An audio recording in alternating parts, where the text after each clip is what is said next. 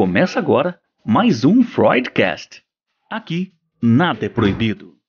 Vamos falar de angústia, sexualidade, maternidade, pânico, remédios, síndromes, fetiches e tantos outros assuntos que envolvem nosso inconsciente, só que, desta vez, quem vai sentar no divã são as neuroses e não o paciente. Alerto que nem sempre teremos respostas prontas, mas prometemos que, no mínimo, você vai ser desafiado para olhar a si mesmo e repensar sua vida. Começa agora, Freudcast.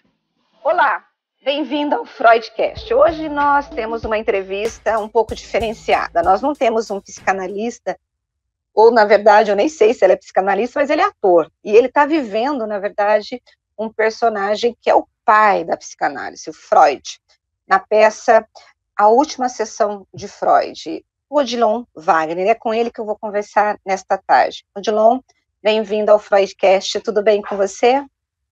Tudo bem. Rose, um prazer. Desculpe, quando você estava falando, eu botei um chocolatinho na boca. Não tem Freud problema. Explica, né? Não é, Freud explica, exatamente, Freud explica. Bom, Odilon, você tem uma carreira muito, assim, já bem antiga, né? Você está há mais de 50 anos trabalhando como ator. É a primeira vez que você decidiu fazer uma peça sobre Freud? Como que foi essa experiência? Ou, na verdade, como você chegou até Freud? Esse é um projeto que a gente vem namorando, Rose, há mais de 10 anos. Uhum. Eu e meu sócio, particularmente, Ronaldo Giaféria, foi ele que foi atrás desse texto, ficou encantado com esse texto. Uhum. Tem uma história. Clarissa Bujanra, que é a tradutora do texto, atriz, diretora, viu o espetáculo nos Estados Unidos, na Broadway, trouxe para cá o texto, traduziu, foi enlouquecido, e a gente ficou nesse período todo, mais de quase 11 anos, Uhum. tentando viabilizar a possibilidade de realizar. E, finalmente, há uns 3, 4 anos atrás, conseguimos os direitos da peça, porque ela já teve com outras pessoas também, e aí começamos a produção. Era um desejo, eu queria o Freud. Não, eu ser sincero, eu não conhecia profundamente o Freud. Bom, ainda não conheço, acho muito difícil conhecer, só acho que os estudiosos, né, que conhecem profundamente o Freud. Mas eu não tinha a dimensão da grandeza dele e da repercussão que ele tinha no mundo hoje e entre o universo psi, né? Eu não tinha essa dimensão. E quando a gente leu o texto, a gente se apaixonou, primeiro porque é um texto maravilhoso, um texto muito bem escrito.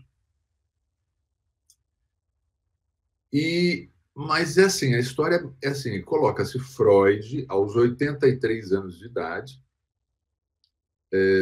no gabinete dele, é uma réplica do consultório dele, é lindo, o cenário é maravilhoso, é todo realista, é grande, cheio daqueles objetos que quem já foi lá no gabinete dele sabe como é que é. Inclusive, o nosso cenário está concorrendo ao Prêmio Shell de melhor cenário do ano. Oh, parabéns! E aí ele convida para uma reunião, uma conversa no gabinete dele, o escritor C.S. Lewis. O C.S. Lewis é um literato, professor de artes, professor de Oxford, um homem que escreveu vários romances que foram incluídos para o cinema, como As Crônicas de Nárnia, foi ele que escreveu, ele é mais conhecido no Brasil aqui por isso. Mas ele, lá na Inglaterra, ele é um Monteiro Lobato, ele é estudado nas escolas, todo mundo conhece, ele é muito conhecido lá. O Freud, como todos nós sabemos, ateu, militante da causa do ateísmo, C.S. Lewis, ex-ateu, que se converte ao cristianismo e se torna um dos maiores propagadores da fé cristã, raciocinada isso ali na época da Segunda Guerra Mundial. A peça se passa em 1939, no comecinho da Segunda Guerra. E o Freud, com a sua convicção, persistência e firmeza que tinha nas suas convicções, Ele quer entender, ele chama esse homem para conversar, porque o Freud tem 83 anos na peça, o Lewis uns 50 e pouco, 60 anos. E ele quer entender por que um homem inteligente como ele, um homem sensível como ele, pode simplesmente, segundo as palavras do Freud, abandonar a verdade por uma mentira insidiosa, que é na crença da existência de Deus. Como é que ele era ateu e virou crente assim? Uhum. Você acha, lendo... Não, pode falar. Pode falar. O centro, então, da discussão da peça, o eixo central é esse. E, a partir dali, conversa sobre... São dois homens brilhantes, dois homens inteligentíssimos, irônicos, que se analisam o tempo todo um ao outro, se provocam, mas trazem reflexões, cada um do seu lado, que faz a gente realmente pensar em cada um dos lados. Não tem vencedores nessa ideia. Mas, a partir daí, fala era isso que eu ia te perguntar. Sai algum vencedor dessa verborragia intelectual ou não? Ou na verdade, quem é o vencedor é quem está na plateia assistindo a esse diálogo todo, porque aí cada um vai entrar na plateia com as suas verdades, ou você vai ficar mais convicto, ou vai se questionar aquilo que você acredita, né? Exatamente. A gente sempre fala que um ateu não vai sair crente depois de assistir o espetáculo, e um crente não vai sair ateu depois que assistir o espetáculo. Porém, as reflexões são tão interessantes, são tão profundas, são tão sensíveis, que a gente traz reflexão, portanto, traz pensamento, né? E a partir dessa discussão fala-se sobre sentido da vida, sexualidade e tantos outros temas. Mas é engraçado que você sabe que a gente faz sempre debates. Às sextas-feiras nós fazemos debates com um psicanalista e um religioso. E já passaram vários religiosos lá pelo espetáculo, rabino, pastor, padre, já passou de tudo. E é engraçado que nenhum deles até hoje afirmou que tem certeza absoluta na crença em Deus, nem os religiosos. Porque eles dizem que é a explicação que o próprio Lewis dá no espetáculo, que a dúvida é que alimenta a fé. O Lewis fala isso, né? Que o faz existir para tentar descobrir. Né? Então, a fé ela é alimentada pela própria dúvida. Agora, o Freud, como que você criou o personagem Freud, né? Você estudou a biografia dele, o homem Freud, quem que você está apresentando? Você está apresentando, claro, o psicanalista ali, né? Mas você deve ter estudado como ele conversava, os trejeitos, como que você criou esse personagem? A gente optou por uma representação humana do Freud, e não uma caricatura, que é o mais comum que a gente vê no Freud, é uma caricatura, né? Ele está com 83 anos, ele morre com essa idade. Ele estava passando por um câncer, né? Ele tem um câncer na boca, né? Na peça aparecem elementos disso, mas não é abusado, né? Porque o mais interessante é o debate em si do que propriamente isso, mas é para justificar, né? E a gente optou por o Elias Andreato, um diretor, por uma direção realista e uma composição do trabalho do Freud bem realista. Então, eu tentei ao máximo, estudando a personalidade, mas claro que a gente nunca vai tentar. A gente não sabe como era exatamente, a gente tem teorias sobre ele. A biografia dele, do Peter Gay, ela é desse tamanho. Se eu botar na minha frente aqui, ninguém enxerga meu rosto. Eu comecei a ler quando a peça estreou um ano atrás, não acabei até agora, porque não é uma historinha que você vai lendo rapidinho. Cada página tem informações impressionantes. Então, eu fui pegando... aí a composição de um personagem é sempre feito assim, né? A gente se inspira no personagem, naquilo que a gente estudou e debateu sobre a personalidade dele, mas você faz a sua representação. E cá entre nós, ela ficou bastante assim parecida do ponto de vista fisicamente. Eu tenho algumas coincidências. Sou judeu como o Freud, meu avô era austríaco como o Freud. Que legal. Aí a gente tem uma caracterização, usa até um aplique de cabelo igual a dele, óculos, etc. E tal, e é muito realista. As pessoas ficam impressionadas, dizem assim, nossa, mas eu estou vendo o Freud. Alguns falam assim, você fala igual ao Freud. Aí eu pergunto, mas como é que você sabe como o Freud falava? A gente não sabe, são poucas pessoas que ouviram aquele som ruim daquelas gravações. Daquele vídeo, tá bem ruim. Uhum. Agora, na verdade, você ficou surpreendido com o fato do espetáculo esgotar, porque assim, tá todo mundo querendo ver a peça, né? E foi aí que você descobriu como que o Freud ele era venerado, vamos assim dizer? Então, Rose, nós estreamos há um ano atrás, dia 3 de março de 2022, nós estreamos. Nós tínhamos um pouco de medo, porque, na verdade, são dois homens conversando na peça, no gabinete do Freud. Dois homens interessantíssimos, falando sobre coisas deliciosas e interessantes. Mas são dois homens conversando sobre religião, sentido da vida, existência ou não de Deus. Eu falei, as pessoas não vão ter paciência para isso. Mas só que a peça é tão bem escrita, o Freud é um personagem tão presente ainda no nosso mundo, que as pessoas ficam encantadas. Nós lotamos o espetáculo desde o primeiro dia, nesse último ano. Num teatro primeiro pequeno, do Itaú Cultural, um teatro de 200 lugares, depois fomos um teatro de 300 lugares, depois fomos um teatro de 500 lugares. Fizemos espetáculo para mais de 1.000 pessoas já em teatros em algumas cidades grandes, como Belo Horizonte, como São José do Rio Preto.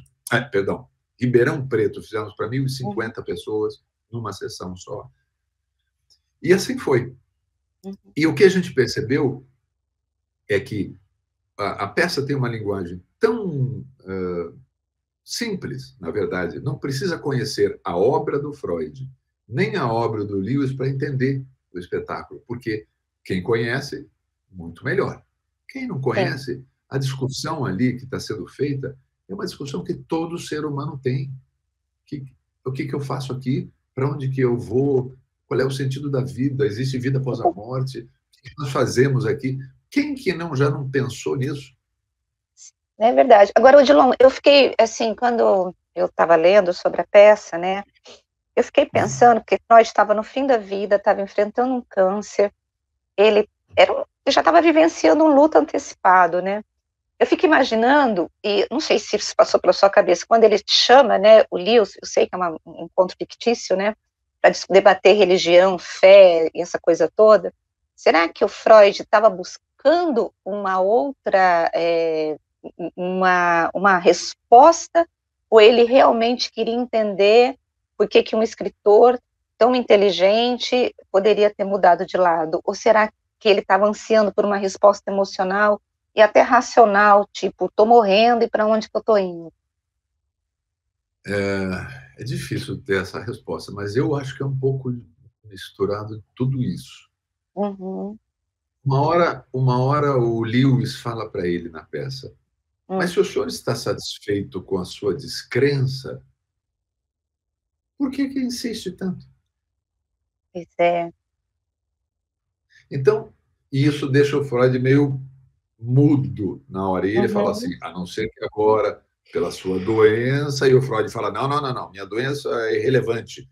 Eu não tenho medo da morte, etc. E tal, Mas o Freud, ele era um homem extremamente doce e terno, apesar de muitas pessoas acharem que ele era muito duro, que era muito questionador, estudioso, etc. E tal. Mas com todos os psicanalistas que nós conversamos, uma vez eu afirmei num desses debates, falei assim, Freud era muito duro. Ela falou assim, não, era um homem firme, com posições claras, mas era extremamente terno e afetuoso. Um grande ser humano. Acontece que é um homem que, em determinado momento, ele questiona. Não, a gente não pode esquecer que ele estava vivendo o início de uma guerra, fugindo da Alemanha do Sim. nazismo, lá da Ele estava Áustria. exilado na Inglaterra nessa época, né? Inclusive, né? Vivendo uma Exilado, perseguição atroz. E aí a a tendência família. de uma pessoa viver essa perseguição é você desacreditar de tudo mesmo, né? E ele disse que a biografia diz, né, que Uhum. o Papa Leão XIII da época, ele meio que namorava com o nazismo lá com o primeiro-ministro da Áustria. Ele meio que acobertava e era muito amigo daquele primeiro-ministro lá. E, naturalmente, o Freud sempre disse que o maior inimigo dele era a Igreja Católica Romana. Ele sempre disse isso. Mas o maior amigo dele era um pastor protestante. Sim, luterano, acho que é luterano, pastor luterano. Ele trocava cartas, ele trocava cartas com ele. E eles tinham altos papos. Livro escrito sobre os diálogos deles e as reflexões.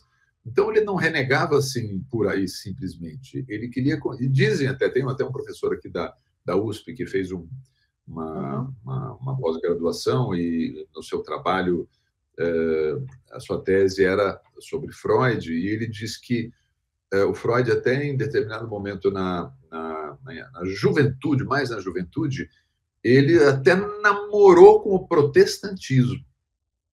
Tinha um pastor alemão, de verdade, não um pastor alemão cachorro, um pastor alemão protestante, ele quase se convenceu a se converter, porque além dele ter o problema com a Igreja Católica por causa da perseguição nazista e o apoio da Igreja daquele momento ao nazismo, tinha o pai dele que era judeu ortodoxo e também bombardeava com a religião ortodoxa. Então ele tinha a religião pressionando ele de todos os lados. Por outro lado, é muito estranho a gente pensar que ele era um grande estudioso da religião. Ele conhecia os livros sagrados profundamente. Ele citava ele escreveu sobre Moisés. Ele tem um livro todo falando sobre essa questão. Ele conhecia, portanto, a Torá e os livros, conhecia o budismo, ele citava trechos de livros sagrados de diversas religiões nas correspondências dele, mostrando que ele era um estudioso. Ele tinha naquela coleção de arte dele, na casa dele, que aparece na peça também, estatuetas de Budas e deuses gregos e isso, aquilo. Tinha um misticismo que rondava a vida dele, que não se traduzia numa religião, como nós entendemos, mas numa... institucional, não era institucionalizada, né? Exatamente, mas numa religiosidade mística, natural, né? E a peça faz a gente pensar assim, religioso é melhor que um religioso é melhor do que um ateu? São os questionamentos. Né? Depende. Se for um bom religioso e um mau ateu, sim. Mas se for um bom ateu e um mau religioso, é o inverso.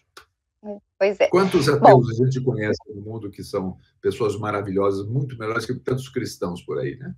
Verdade. Agora, então, sexta-feira, nós temos a peça aqui no Teatro Castro Mendes.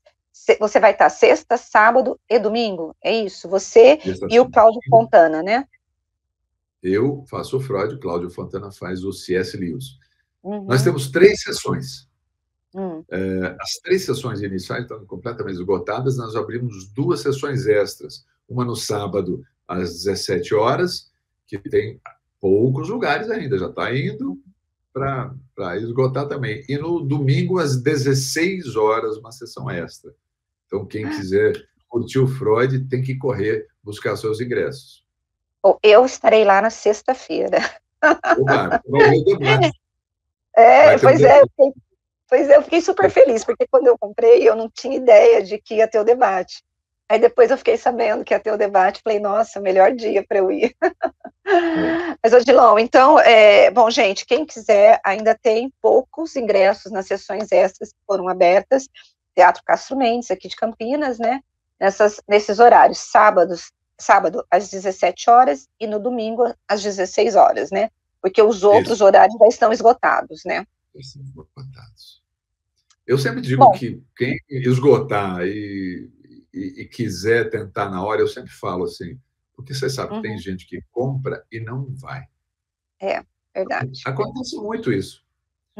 E, então, se não tiver ingresso em lugar nenhum, só for aquele dia que a pessoa queira, eu não posso garantir, mas digo, vá até a porta e negocie lá, porque sempre acaba sobrando um lugar ou outro de alguém que não vai, alguém que recebeu uma cortesia e não foi. Isso acontece. Para quem quiser garantir, no site freud.art,